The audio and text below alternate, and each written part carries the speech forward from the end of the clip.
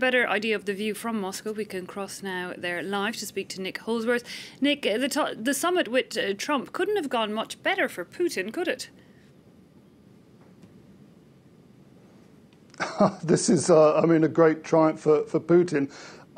It seems that some people are saying that President Trump was played by the North Koreans and now has been played by Vladimir Putin. Putin's an experienced operator. He's been in power for 18 years. He knows exactly how to play these sorts of events. Trump's a more emotional character in office for 18 months, thinks that he can gloss over issues.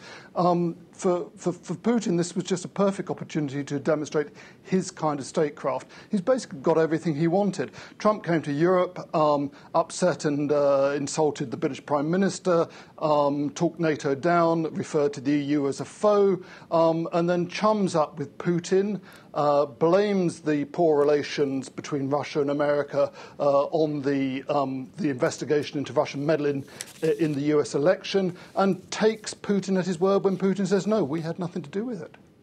Indeed, a successful outcome in terms of PR from that summit for Putin, and also that follows on the back of a very successful PR coup when it comes to the World Cup, apart from perhaps that last-minute Pussy Riot protest, of course. The World Cup's been hugely successful for Russia. There's been this great feel-good factor that's been generated in Moscow, St. Petersburg and the other cities where the World Cup matches played. Then we had a pitch invasion in the second half of the match between France and Croatia on Sunday.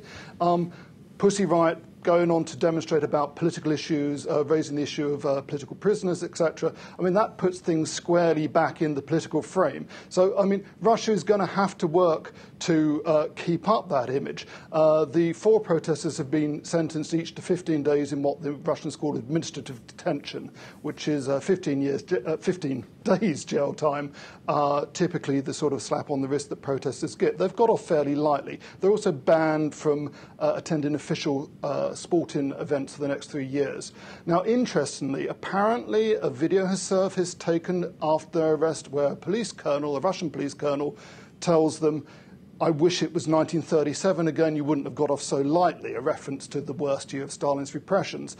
So, Russia is still going to have to work to keep that great profile that it achieved during the World Cup up. It's also got to address some issues, which was one of the issues raised by the Pussy Riot protesters, such as the hunger strike of the imprisoned Ukrainian filmmaker Oleg Sentsov, who's now on his 65th day of hunger strike, protesting what he calls the political imprisonment of Ukrainians.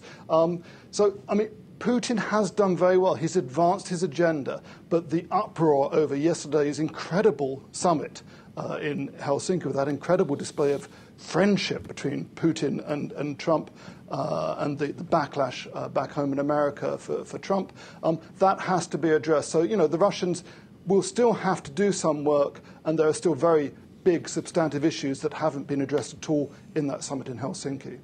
OK, well, we'll have to leave it at that for now. Nick, but thanks indeed to Nick Holsworth there reporting for us from Moscow.